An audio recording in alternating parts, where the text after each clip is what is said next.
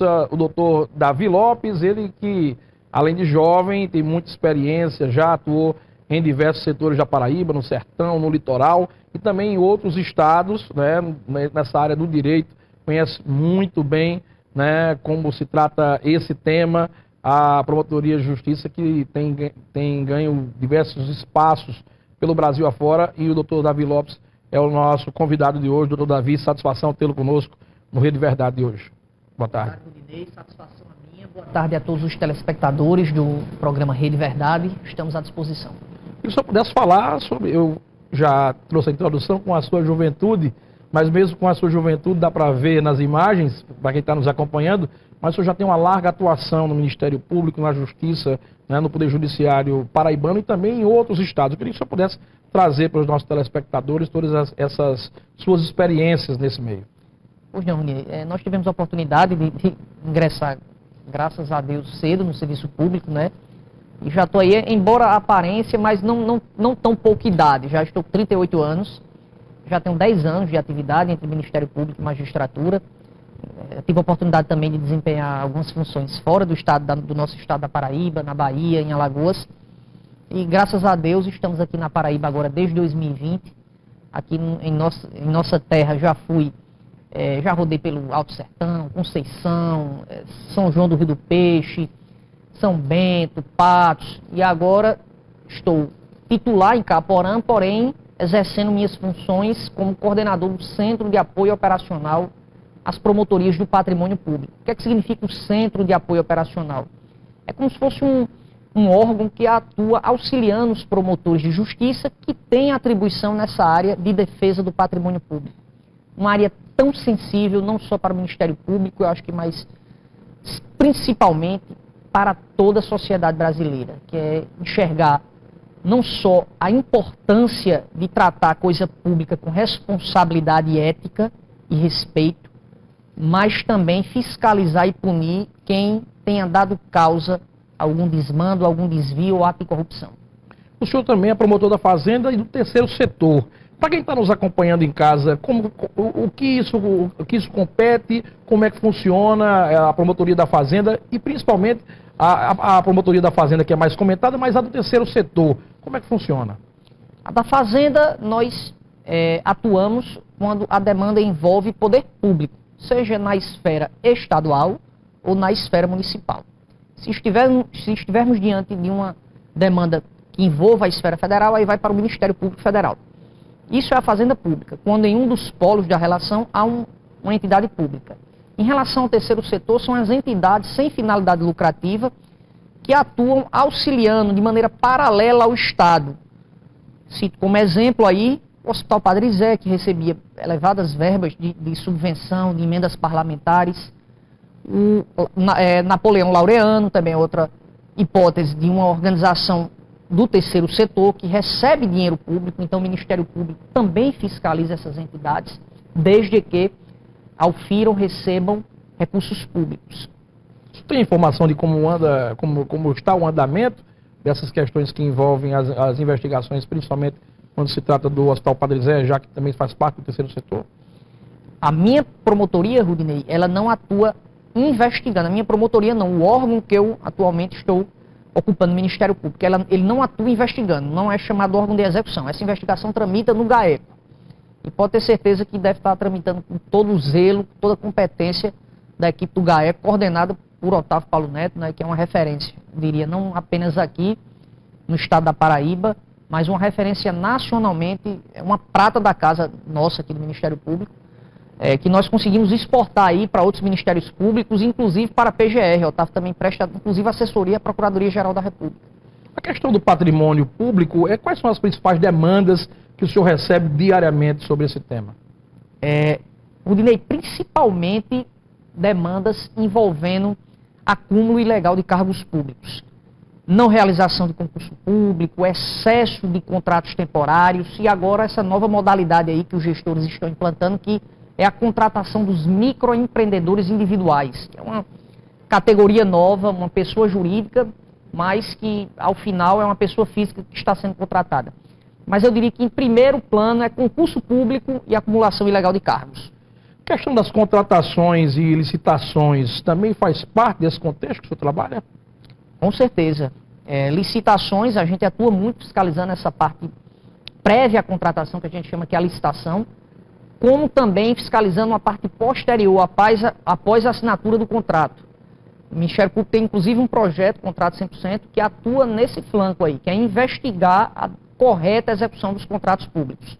Como é que o senhor tem observado muitas prefeituras? Nós temos visto dia após dia, muitas informações chegam para que nós possamos divulgar, de prefeituras que estão abarrotadas de funcionários contratados, e aí o concurso público que já teria sido feito não tem sido respeitado as pessoas que foram aprovadas no certame. Como resolver essas situações? O Ministério Público atua de duas formas, Rudinei. Tanto de uma forma preventiva, tentando mediar, tentando solucionar esse conflito, sem a necessidade de ajuizar uma demanda, quanto de forma repressiva. Se eventualmente o Ministério Público identificar que aquele gestor colocou um apadrinhado de maneira fraudulenta naquele concurso, que se utilizou do certame apenas para maquiar o ingresso irregular de uma pessoa de serviço público, o Ministério Público vai tomar as providências. Tem gestores tentando por aí burlar esse sistema? Sempre tem, Rudinei. Isso aí não tenha dúvida, sempre tem e com muita frequência. Quais são as penalidades que esses gestores poderão ter? Por exemplo, muitos gestores estão aí numa situação que podem até ir para a reeleição, outros já estão reeleitos. Mas principalmente qual o seu recado que o senhor deixa para aqueles que estão no processo de reeleição, que buscam também renovar o seu mandato com esse tipo de práticas internas nas suas prefeituras? Nós temos um rol de condutas chamadas condutas vedadas na lei das eleições que proíbem a utilização da máquina pública de maneira abusiva, de maneira que desvirtue ou mesmo desequilibre o pleito, a eleição, entre os candidatos. Nós temos essa distorção, né, que é a reeleição. Ora, fica muito complexo, muito difícil, sobretudo em cidades pequenas do interior, em que grande parte da população depende direto ou indiretamente de uma prefeitura, você concorrer numa reeleição com um candidato que está com a máquina pública. Então, o Ministério Público atua de maneira preventiva fiscalizando se esses prazos para admitir, demitir, exonerar servidores, conceder aumento, conceder gratificações estão sendo respeitadas. Nós fazemos uma atividade fiscalizatória para evitar que haja esse desequilíbrio no pleito. Nós estamos no ano de 2024, um ano que é sugestivo para muitas questões administrativas e eleitorais. Como é que o Ministério Público se prepara para esse período que está chegando aí? Já estamos, de fato, contando a partir do dia 8 de março, no período eleitoral, no período pré-eleitoral, e como é que vai atuar o Ministério Público, principalmente nessas questões que envolvem as redes sociais, lista de transmissão, tem políticos prefeitos e até mesmo gestores que trabalham, de alguma forma, numa tentativa de, usando o poder que tem para levar, né, vantagem com isso. Nesse período agora pré-eleitoral, o pretenso candidato, ele pode se utilizar de suas redes sociais para propalar ideias, propalar suas correntes filosóficas, ideológicas, eventuais posturas que haverá de adotar acaso ele prossiga na campanha, na disputa, porém sem fazer menção a pedido de voto. Se ocorrer pedido de voto de forma assim, expressa, implícita, mesmo implícita, mais direta, o Ministério Público Eleitoral vai atuar reprimindo essa conduta, configura propaganda eleitoral antecipada. Propaganda só a partir do dia 16 de agosto. O Ministério Público já está acatando essas denúncias? Com certeza. Nós temos 68 promotores eleitorais hoje, temos 77 zonas, mas tínhamos 77 zonas, algumas foram extintas, hoje nós temos 68. Cada zona eleitoral é responsável por um ou mais municípios, em cada uma delas há um juiz e um promotor eleitoral.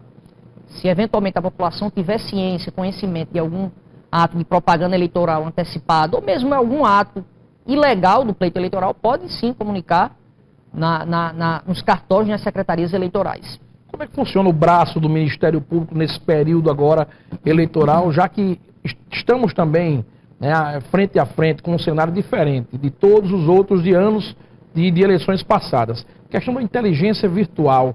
O Ministério Público também já se prepara para esse novo cenário, porque é uma coisa muito obscura ainda, não é uma área de atuação muito ampla, onde as pessoas podem levar vantagens com a questão da inteligência virtual.